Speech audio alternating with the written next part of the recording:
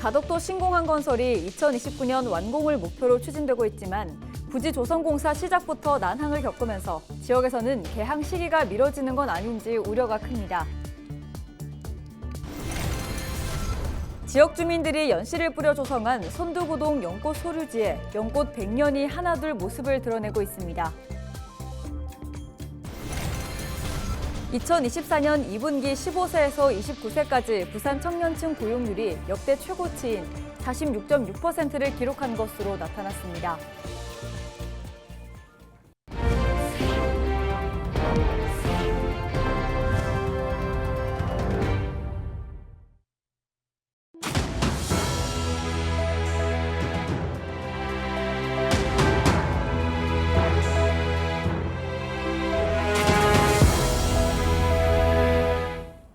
시청자 여러분 안녕하십니까? 헬로티비 부산 뉴스입니다. 가덕도 신공항건설이 2029년 완공을 목표로 추진되고 있습니다. 하지만 부지조성공사 시작부터 난항을 겪으면서 지역에서는 개항 시기가 미뤄지는 건 아닌지 우려가 큽니다. 보도에 안수민 기자입니다. 10조 원이 넘는 규모의 가덕도 신공항 부지조성공사. 두 차례 입찰이 진행됐지만 모두 유찰됐습니다. 공사업체 선정부터 계획대로 이뤄지지 않으면서 오는 12월 착공이 미뤄져 개항 일정에도 차질이 생기는 건 아닌지 우려하는 목소리가 나오고 있습니다. 시민사회는 가덕도 신공항 특별법이 통과된 지 3년이 지났지만 사업 전반에 로드맵도 없다고 비판하며 속도감 있는 행정력을 요구했습니다. 국토부는 2029년 개항과 연내 착공일을 약속을 해왔었습니다. 지역은 그것을 굉장히 열망하고 있습니다. 그런 열망에 힘입어서 패스트 트랙으로 신속한 사업 추진으로 지역의 열망에 국토부가 대응해 주시기를 조속히 바랍니다. 국토교통부는 조만간 가덕도 신공항 부지조성 공사를 위한 3차 입찰 공고를 낼 예정입니다. 2차 입찰에 단독 응찰한 컨소시엄과 수의 계약을 진행하는 것도 가능하지만 경쟁 입찰이 옳다는 판단에서입니다.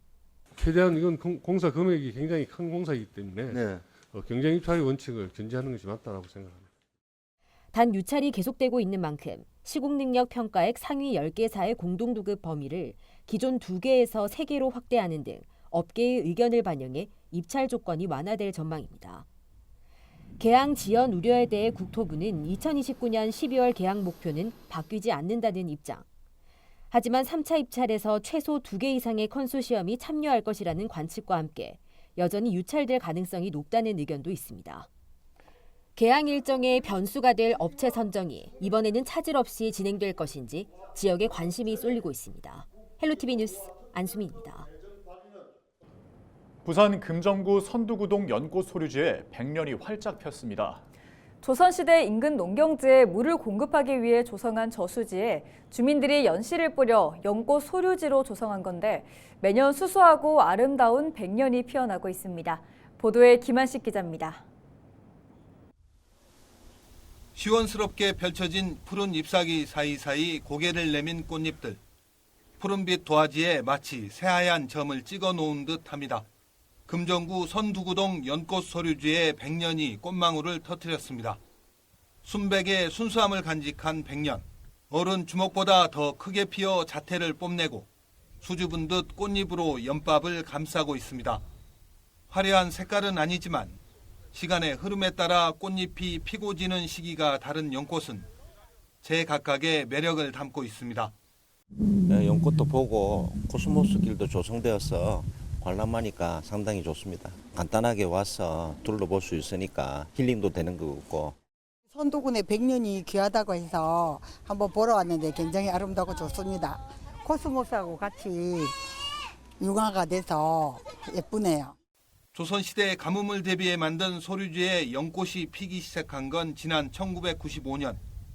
소류지의 용도가 축소되자 주민들이 연꽃 씨앗을 파종하기 시작했고 갈대와 버들 등 다채로운 수생식물들의 자생지가 됐습니다.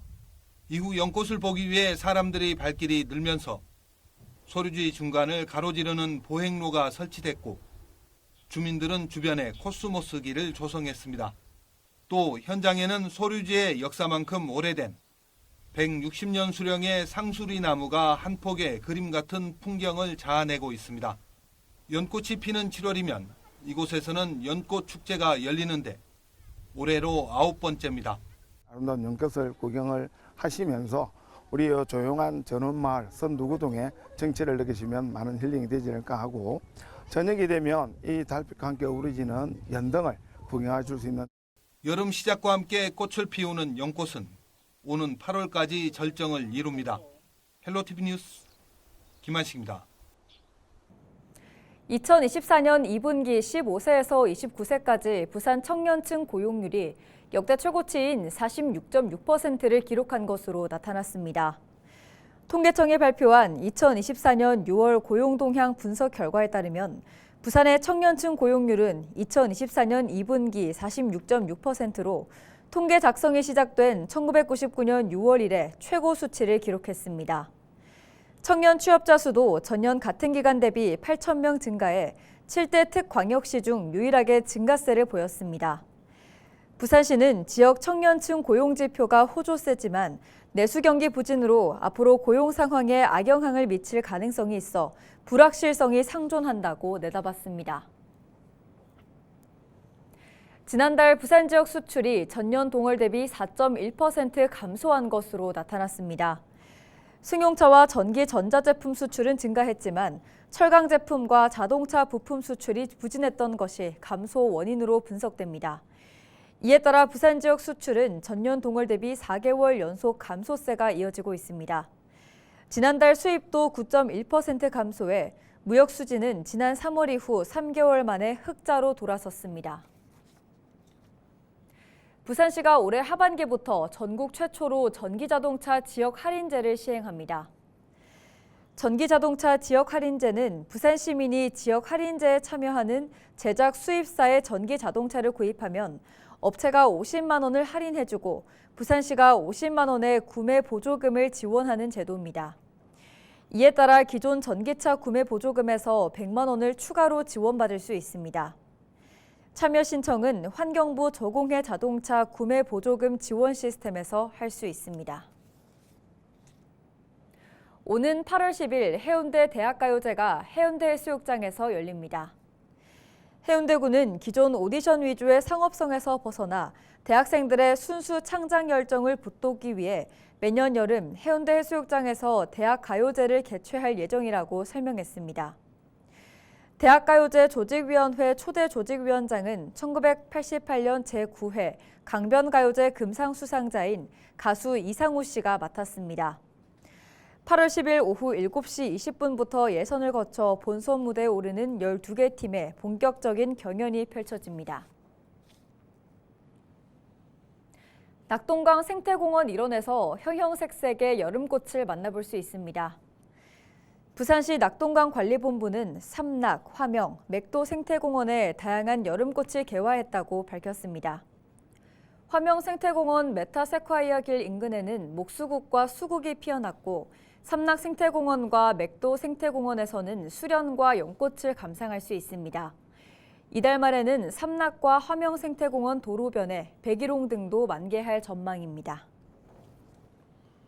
부산경찰청이 여름 휴가철을 맞아 해운대와 광안리 해수욕장 등 해수욕장을 중심으로 성범죄 예방 활동을 집중 추진하고 있습니다. 경찰은 불법 촬영 전문 점검팀을 구성해 해수욕장 공중화장실과 샤워실, 탈의실을 비롯해 주변 음식점 등 300여 곳에 대해 집중 점검을 실시합니다.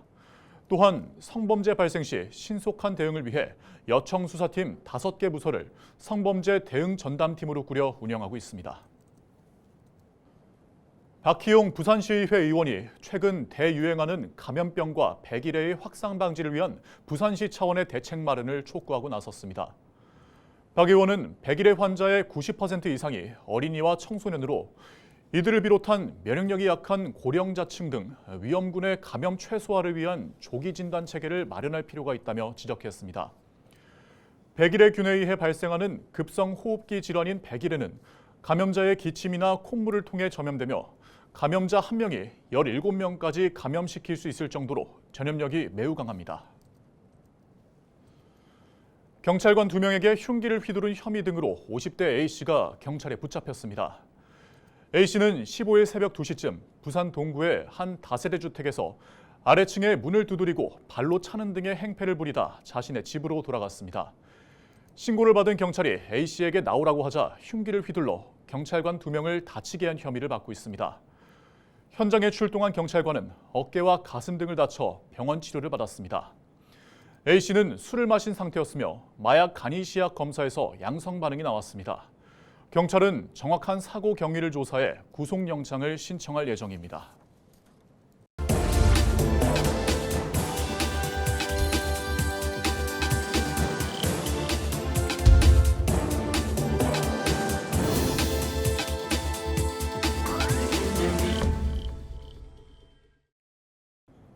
케이블 TV 공동기획 지역회생 프로젝트 지역을 살려라 순서입니다. 소멸 위기에 놓인 농촌 지역에서는 인구 유치에 사활을 걸고 있는데요. 경기도 포천에선 도시를 떠나 농촌으로 온 청년들의 영농 활동과 정착을 돕고 있다고 합니다. 딜라이브 권석화 기자의 보도입니다. 포천의 한 비닐하우스. 한쪽에서는 오이를 선별 포장하는 작업이 한창입니다. 구슬땀을 흘리고 있는 구본글 씨는 3년 전 처음 농사에 뛰어든 새내기 농부입니다. 직장 생활을 하기 바빴던 도시 생활 대신 농촌에서 새로운 기회를 찾기로 했습니다.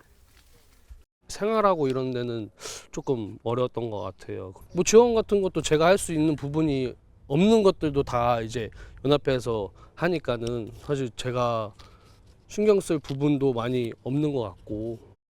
7년 전 아버지를 따라 자연스레 농부가 된 박세훈 씨. 농사를 짓는 부모님께 기대지 않고 1,600평 규모의 밭을 직접 일구고 있습니다.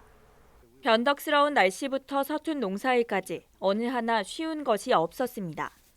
하지만 포천시 시설채소연합회 선배 농부들의 도움으로 시설채소 작물 재배가 익숙해졌고 이제는 쑥갓과 얼갈이, 고수와 참나물 등 다양한 종류의 채소들을 스마트팜을 이용해 재배하고 있습니다. 불편했던 점은 전혀 없던 것 같고 오히려 좋은 것 같아요. 제가 처음 농사 지어봐서 그런지 모르겠는데 농사 짓는 그 기술센터랑 농부들 간의 교류가 되게 좀 원활한 것 같아요. 청년 농업인을 위한 이런 혜택은 포천시 농업기술센터에서 주관하는 시설채소연합회 활동 덕분입니다. 1세대 농업인이 멘토가 돼 이뤄지는 연합회 활동은 포천시 농업을 발전시키는 게 목표입니다. 선도 농업인인 시설채소연합회는 연말에 농업기술센터와 함께 미래 농촌 경제의 대안으로 떠오르고 있는 6차 산업과 스마트 농업 등 2세대 청년 농업인을 위한 교육도 준비하고 있습니다. 1세대의 유통 방법은 도매시장 출하하는 거였어요, 우리는. 근데 우리 2세대는 또 다르더라고요, 생각이. 뭐 6차 산업이니 뭐 유통 뭐 2세대는 그쪽에 굉장히 관심이 많습니다. 최대한 우리 연합회 1세대들이 도와줘서 포천 농업의 중심이 될 수 있도록 또 그것도 마찬가지 그렇게 최선을 다하겠습니다. 포천시는 시설채소 청년연합회 40명의 청년 농업인을 시작으로 청년 농부를 위한 지원 정책을 매년 확대해 나갈 예정입니다. 딜라이브 뉴스 권석화입니다. 경남 콘텐츠 기업지원센터의 2024 마이미 게임잼 행사가 성황리에 막을 내렸습니다. 지난 6월 5대1의 경쟁률을 기록하며 선발된 참가자 15팀이 12일부터 14일까지 4일간 열띤 경쟁을 펼쳤습니다. 이상하게 움직인다란 주제로 게임을 구현한 에밀리 팀이 대상을, 무브 알파벳을 주제로 게임을 개발한 네분 11팀이 최우수상을 수상했습니다. 두 팀은 오는 8월에 열릴 2024 부산 인디 커넥트 페스티벌에 소개될 예정입니다. 마이미 게임잼은 게임 개발자들과 함께 산업 발전을 도모하고 참가자 간 협업의 기회를 확대하는 것을 목표로 하고 있습니다. 창원해양경찰서는 여름철 다중이용 선박 이용객 증가에 대비해 15일부터 다음 달 말까지 안전관리 강화에 나섭니다. 해경은 지자체와 한국해양교통안전공단 등 유관기관과 합동 점검반을 구성해 선박과 항포구 등의 안전 상태를 점검할 계획입니다. 또 무면허 영업과 항행 조건 위반, 주류 판매 등 안전을 해치는 행위에 대한 특별 단속에도 나설 예정입니다. 이상으로 뉴스를 마칩니다. 함께해 주신 여러분 고맙습니다.